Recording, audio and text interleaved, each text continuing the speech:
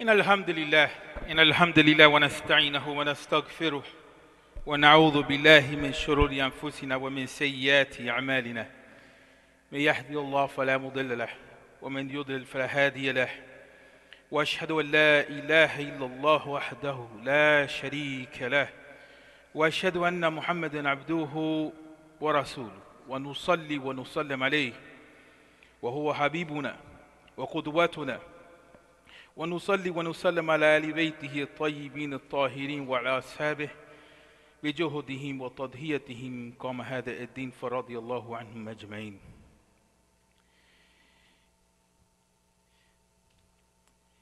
We find in Surah Al-Baqarah when Allah Tabaraka wa Ta'ala was talking to the angels with regard to the creation of Adam. The angels responded back to Allah, أَتَجْعَلُ فِيهَا مَا يُفْسِدُ فِيهَا وَيَسْفِكُ الدِّمَاءِ. And I want to focus on that. They asked Allah Tabaraka wa Ta'ala, will you create this being that will be the source of corruption on earth? That will be the source of corruption on earth. And then they mentioned after that, not only the source of corruption, but the source of bloodshed. The source of bloodshed. And then from there we know that Allah Tabaraka wa Ta'ala allama Adam al-asma'. And this is a reflection that we have going on at 6 o'clock every day. And it's streamed live, a reflection on Surah Al-Baqarah for the whole of Ramadan. But I wanted to pause and reflect on this point of fasad. The human being has the potential to be upright. بالعدالة لازم يكون صاحب الخلق. يعني مستحيل أن ننفصل العدالة من الخلق. There's no way that that's possible. In order to be just, in order to stand by justice, it has to be tied into the issue of khuluq. One of the things that has happened is that the issue of khuluq, يعني العلماء دعوا قضية الخلق على الجانب والخلق هو يعني هي القضية الأساسية يعني تربية الناس لكي يصاحبون الخلق. This is the number one issue that we have. The issue of khuluq. Khuluq in Islam is not like something that you can just put on the side, and many of the scholars put it on the side. If you go back to the methodology of the Quran, is the key methodology. And in that key methodology, the methodology of the Quran, which is what was given by Allah Tabaraka wa Ta'ala, which was revealed in Shahr Ramadan, which was the solution to Jahiliyyah, yani khuluq is at the center. So the opposite of khuluq is the issue of fasad. And the issue of fasad, it comes in two forms. Is the issue of سوء الخلق وارتكاب الكبائر, bad character and sin. And when you bring those two things together in a culture, no matter how much technology, no matter how much knowledge that you have of the way that this works, physics is not going to deal with the reality of the human being. Physics is one level, manipulating matter is one level. The ability to manipulate electricity, to project sound, the ability to manipulate images, the ability to change one substance from another substance so that you create plastic, or the ability to be able to make nuclear weapons, whatever you have it in that regard. Is the issue of khuluq which makes the human being the human being. The issue of character is what makes the human being the human being. So our knowledge, it should allow us to increase in our humanity, not decrease in our humanity.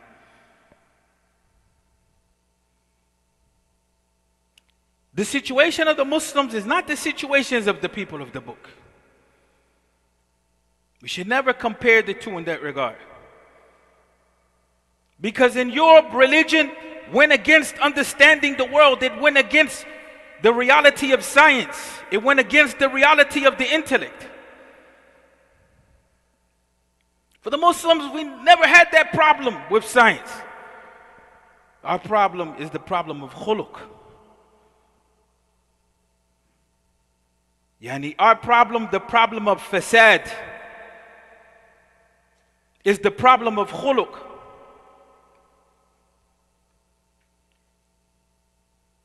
And then what happens is that when we don't have the right understanding of the deen, ilm al-ghayb, Allah tabaraka wa ta'ala لا يكلف الناس بتفصيلات الغيب.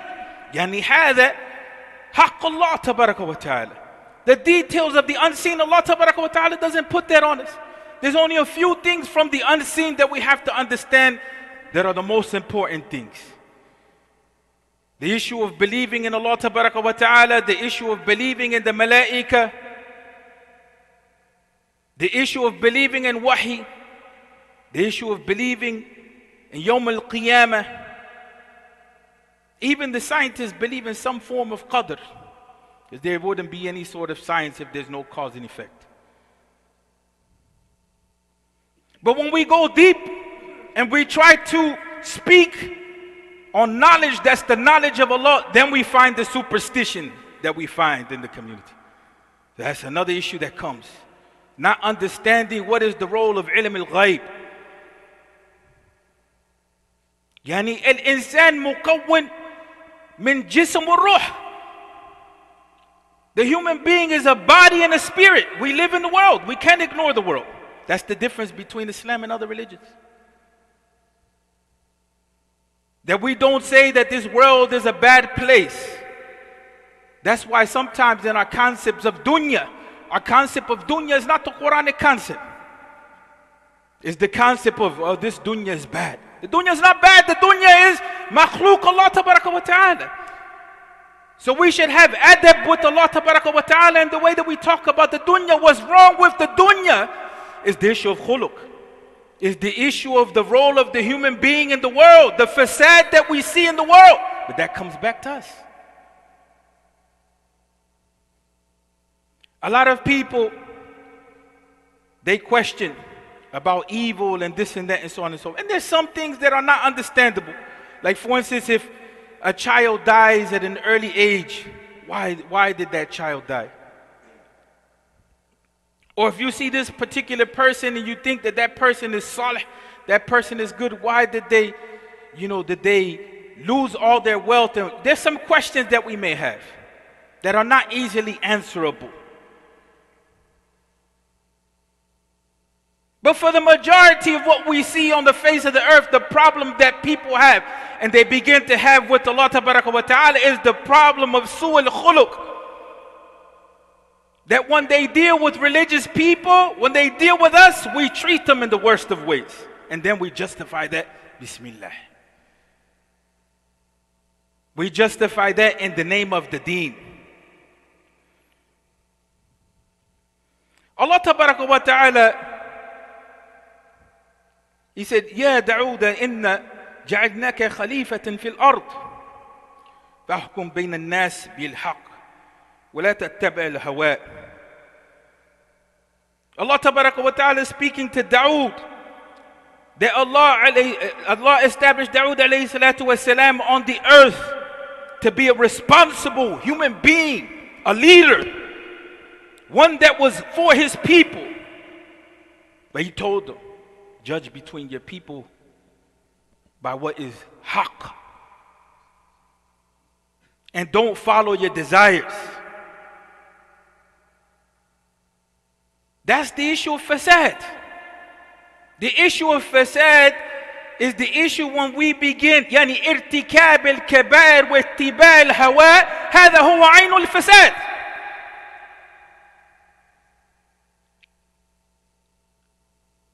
Sinning and following our desires. That's the core of corruption on the earth. We can never have a system of justice with that. And Allah Tabaraka wa Ta'ala here, He's telling Dawood, يعني أحكم بالقانون, قانون الحق. And so Allah Tabaraka wa Ta'ala is teaching us what's the way to justice, what is the way to reform, what is the way to correct our situation. It's not that we don't have Iman. The Muslims have Iman. This whole issue of, we've discussed for the last 50 years or so, especially in this country, 20 years, Qadiyat al-Tawheed. Everybody was talking about Tawheed, Tawheed, Tawheed, to the point where the masajid became an inferno. This one is a kafir, that one is a mubtadi'. And at the end of the day, the reality of khuluq began to show. There's no khuluq. So how are we talking about Allah Tabaraka wa Ta'ala and the oneness of Allah Tabaraka wa Ta'ala? And the easiest route to go is to look at the Prophet alayhi salatu wasalam. If we want to know who Allah is, then you look at the example of the Prophet Muhammad alayhi salatu wasalam. إن كنتم تحبون الله فاتبعوني. And if you look at the qadiyat al-ittiba', if it is the case that you love Allah, then follow the Prophet alayhi salatu wasalam. We've lost the understanding. We've lost the understanding and argue about this hadith and that hadith. But what we've lost is the character of the Prophet Muhammad alayhi salatu wasalam. There's no debate on that.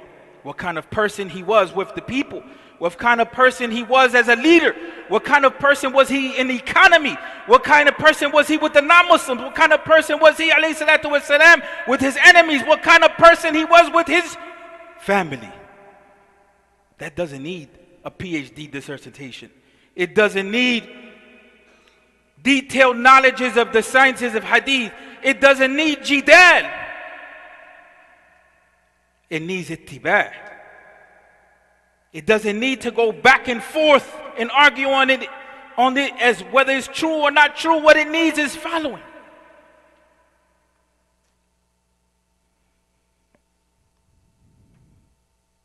We find once again the Quran tells us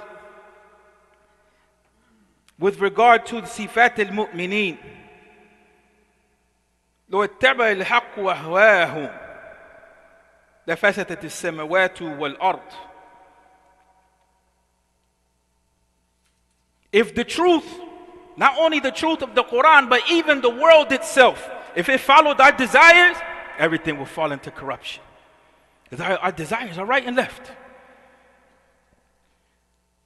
That's why Ramadan, يعني هذا شهر التجرد. Ramadan is that time period in which we begin to divorce ourselves from our desires. It's that time when the ummah begins to revive itself. But how is it reviving itself?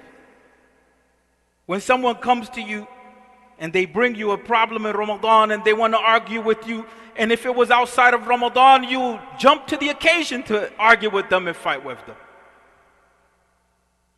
But in Ramadan, you take the pledge, Ana Sa'im.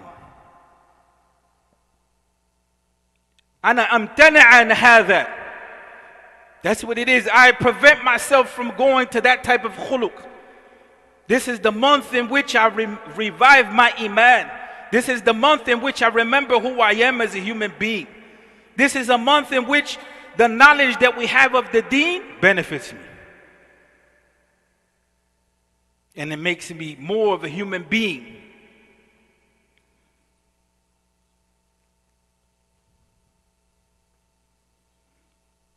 Without taking benefit of al-wahi, without taking benefit of revelation itself, the Quran describes us كالأنام بل هم أضل السبيل أضل السبيل.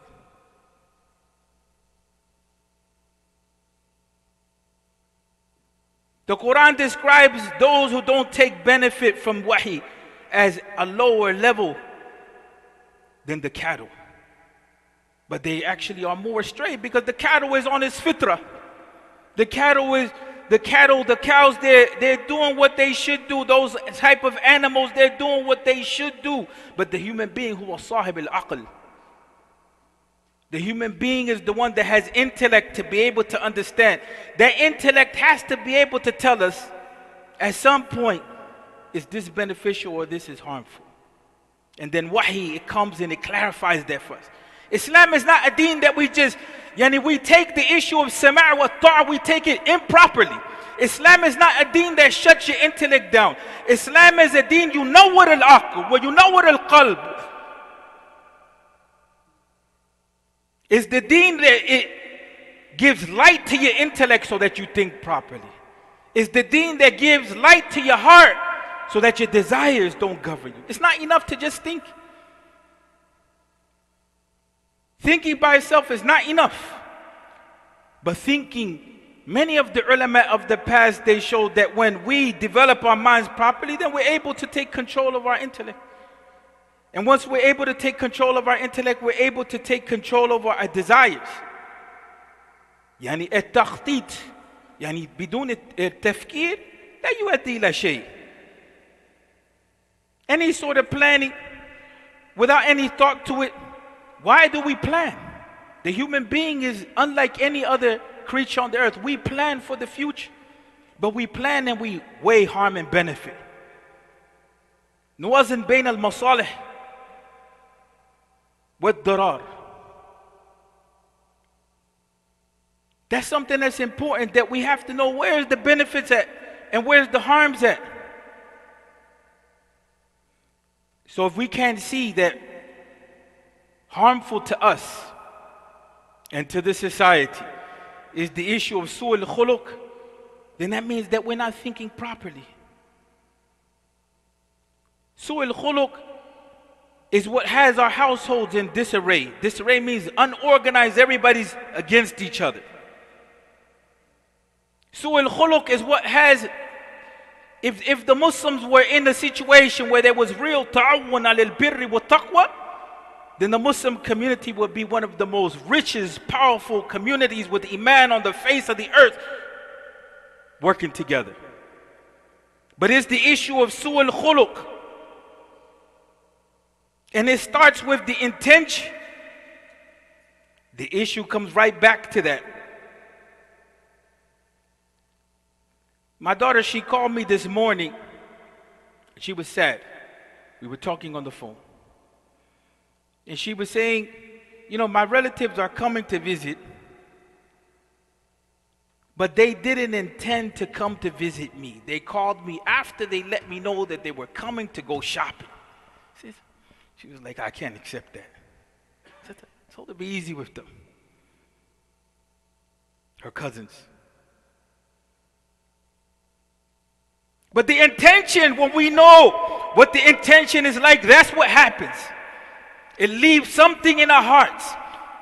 When we know that the intention is not the intention for our benefit and for our love and for justice and for doing good, something happens in our hearts. We know by ourselves, something inside of us, it can't reject that reality. The issue of ikhlas is important to the human being. In في ثقافة العرب, they say سيف الدنيا. There's one thing that I'm going to give you something, is another thing when you put pressure on me and now I have to give it to you because of the pressure. سيف الدنيا. This is the issue of the heart, the importance. That's the unique point of the Islamic civilization. We believe in knowledge, we believe in science, we believe in the progress of the human being, but not to the destruction of the earth, not to the destruction of the human community, not to the corruption on the earth. But somewhere along the line we think that only by saying Quran and Sunnah, and without taking the responsibility of living Quran and Sunnah, without taking the responsibility of developing ourselves as human beings, we think that that's going to work. And one of the examples that's important to understand, if we look at the bee, The bee, it gets some sort of ilham, it gets some sort of inspiration. But that bee does what it's supposed to do, it doesn't change.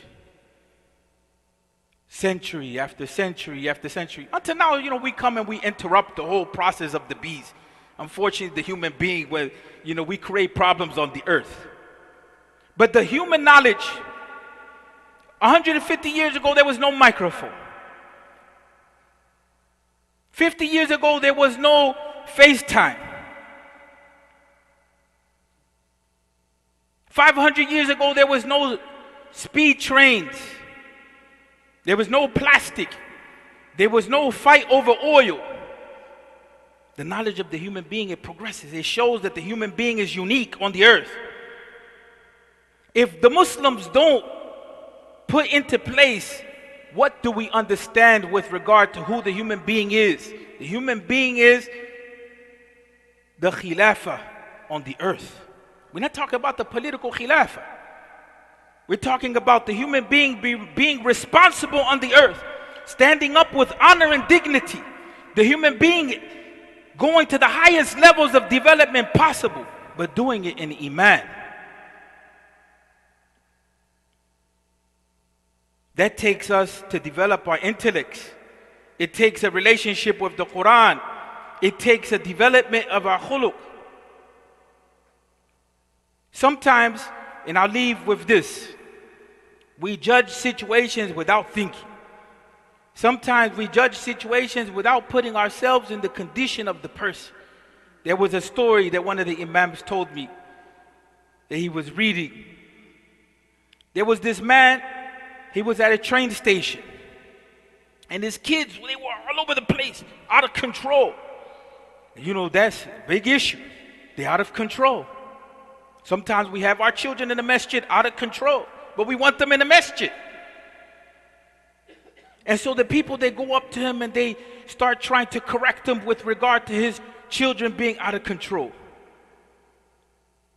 And then he stopped them and he said,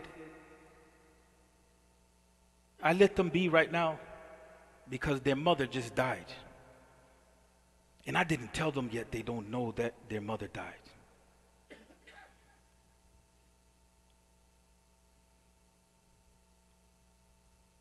And so then now the human side, if the person is feeling, now the person yata'atif, the person starts to feel what that person feels.